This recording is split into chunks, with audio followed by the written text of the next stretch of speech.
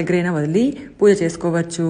లేదు అనుకుంటే ఒక పసుపు కొమ్ము తీసుకొని ఒక ఆకు మీద పెట్టి దానిపైన కూడా మీరు కుంకుమ పూజ చేసుకోవచ్చు. 9 రోజులు కరెక్ట్గా ఒక్కొక్క రోజు ఒక్కొక్క దేవి యొక్క అష్టోత్తరాలు చెప్పుకుంటూ 108 సార్లు కుంకుమ పూజ చేసుకుంటూ ఇంటికి మీకు ఇంకా వీలైతే ఇంటికి సువాసిని పూజ చేయడానికి ముత్తైదువుని పిలుస్తాం కదా, వాళ్ళని కూడా పిలిపించి వాళ్ళ చేత కూడా కుంకుమ పూజ చేసుకొని వారి చేత అలాగే మనం కూడా ఇంట్లో కుంకుమ పూజ చేసుకుంటే చాలా మంచిదండి.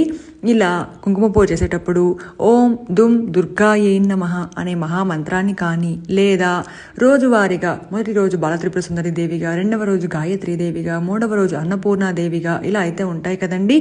ఆ అమ్మవారి యొక్క నామాలను మనము పఠిస్తూ కుంకుమ పూజని చేసుకోవాలి. ఈ కుంకుమని ఏం చేయాలి అంటే సంవత్సరం పాటు మనము ప్రతిరోజు కూడా ఒక బాక్స్లో ఎత్తిపెట్టుకొని ప్రతిరోజు కూడా పెట్టుకుంటే నిండు సౌభాగ్యం అనేది ప్రాప్తిస్తుంది.